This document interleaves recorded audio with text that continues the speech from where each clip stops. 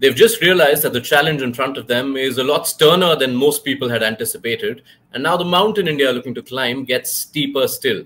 Having lost the opening test in Hyderabad, India have now lost KL Rahul and Ravindra Jadeja for the Vizag test against England. Two of their most senior players in this squad, two of their top run getters in that first test that they lost by 28 runs. How do India cope with that? Who replaces them? There's a lot to dissect. Welcome to ESPNcricinfo Newsroom. We're having to delve as deep as India are going to have to delve in terms of getting the replacements, because we've got Nagraj Gollapudi from the UK and Raunak Kapoor all the way from South Africa. India too are going to have to traverse the course of their entire cricket system to find out who goes in. So let's go straight to the points, Nagraj. KL Rahul, who anyway replaced Virat Kohli at number 4, who was absent for the first 2 tests, is now gone, having top scored in the first innings. Rajat Patidar was already in the squad. Sarfaraz Khan has been added. Who do you think comes in? Can I start on a lighter but serious note? I think all this is, I blame Mr. Raunak Kapoor. A week or 2, he is not in Indian cricket. And look what's happened. And let me just say, we're finding answers from the UK and South Africa for a test series in India. The health of under-19 cricket is very good, Nagraj, which is what I'm following right now. So you're following maybe the future, yeah. In fact, talking about the future, Basball has press the fast forward button on India's future. So going back to, yes, it's I think the biggest challenge Indian cricket has faced, especially in tests, for a long time. I don't recall where an Indian batting lineup that being that thin on experience, barring Rohit Sharma. I can't think of anybody else who's played like enough test cricket. So on that note, yes, that is one key challenge for India. How do they overcome? They have they have the kind of options to replace these 2 players. So the challenge now for them is pick the right option. Right. So let's pick the batting option first, because I think the Jadeja replacement comes with its own sets of permutations and combinations. So Raunak, the batters left in this squad, you remove Rohit Sharma, and the guys who will be playing, which is Bharat, Iyer, Gill, Jaiswal, and whichever of the debutants features, that's a sum total of 23 home tests combined experience. Yeah, I like that you bring that up. I want to say something on the experience point to start with. I think the biggest miss, it's the obvious one, is Kohli. No one anticipated the absence of Kohli, and of course it was unforeseen. So we have to understand that changes the dynamic significantly. But the whole experience thing, you essentially moved on from experience because experience wasn't delivering. Cheteshwar Pujara and Ajinkya Rahane went, I think, almost 2 or 3 years without a home test 100.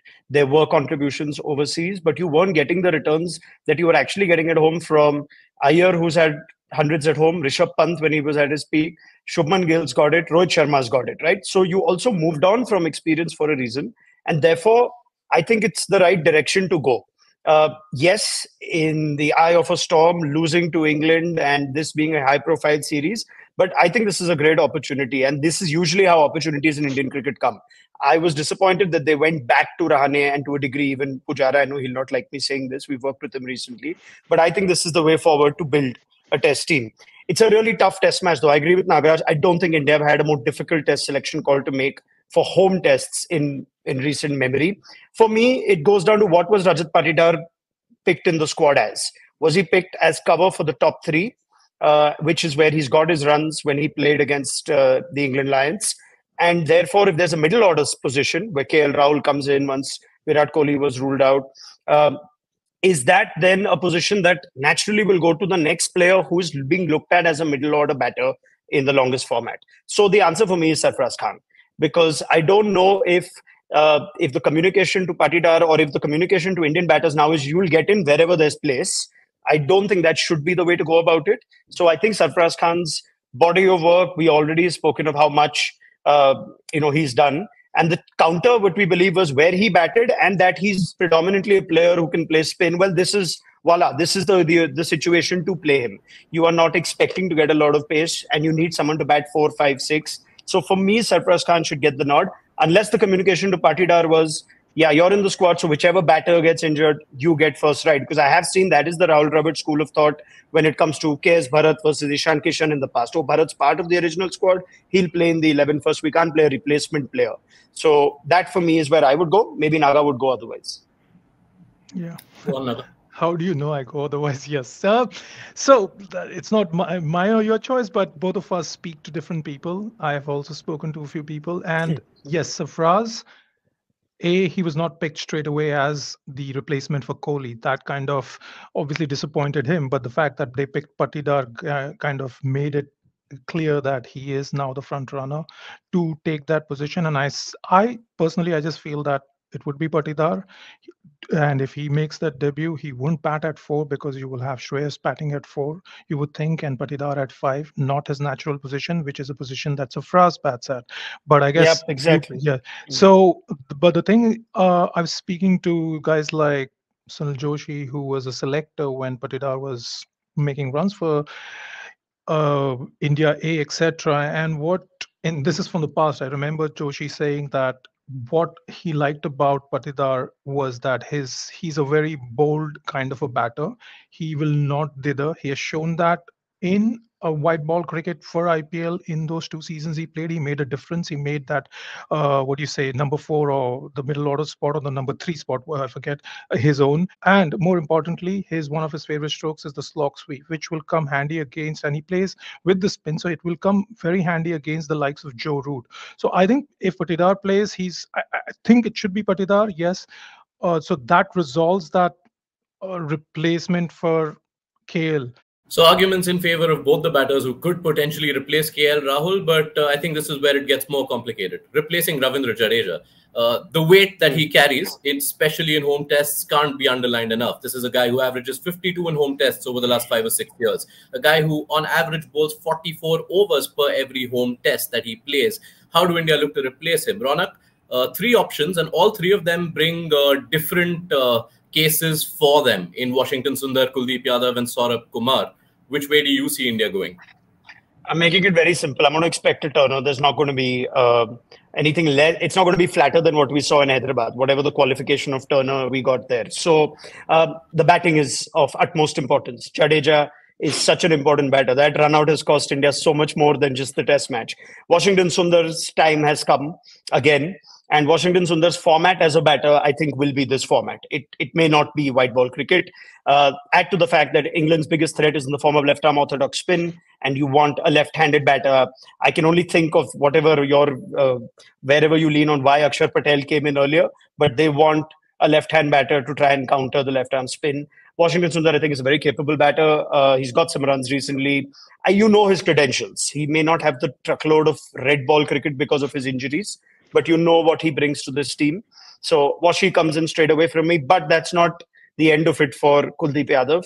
I think India missed a trick, and they stuck to what has worked for them, but they were not as brave and bold as England were when they decided to go with 2 seamers and the 3 all-round spinners. The whole point of Kuldeep Yadav, still part of the test squad, is that when it becomes a surface which it doesn't gift spinners, finger spinners wickets on day one, that's when Kuldeep Yadav is going to be brought in. And England play a style of cricket where they are going to put spinners under pressure.